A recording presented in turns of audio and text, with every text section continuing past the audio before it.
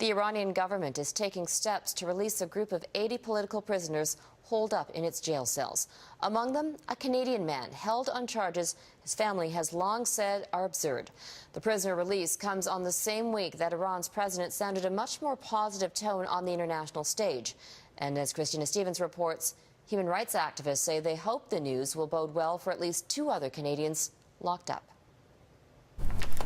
After years of campaigning for Canadian Hamid Kassami Shal, Gloria Navsiger was overcome with emotion when she heard about his release from an Iranian prison. I immediately started crying. I was just so overwhelmed. I sent an email around internally to the office here saying it looks like he's going to be free, and I just heard this hoot and hollering all around the office. It was a stunning turn of events for Kassami Shal.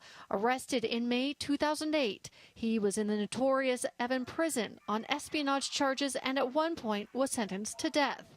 His wife fought tirelessly for his release. I'm absolutely ecstatic. We're just really itching to see each other and hug.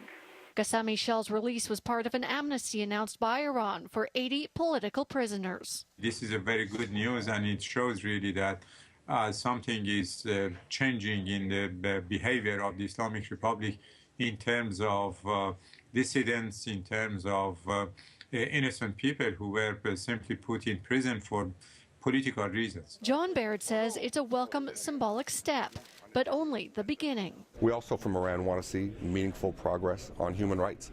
It has an abysmal human rights record, and that matters to Canadians. Activists are now optimistic for the release of Canadian resident Saeed Malikpour, serving a life sentence for pornography charges that have been widely discredited. So at this point, it's just a matter of just waiting and hoping that the release of political prisoners is a good sign for Saeed's fate as well. Meanwhile, Canadian-Iranian blogger Hossein Darakhshan is also in Evin prison, serving a 19-year term. As for Kassami Shal, he may be free, but he's still in Iran. It's not clear how long the paperwork will take so he can leave. We don't know, so we hope very soon. For his wife, it can't be soon enough. Christina Stevens, Global News, Toronto.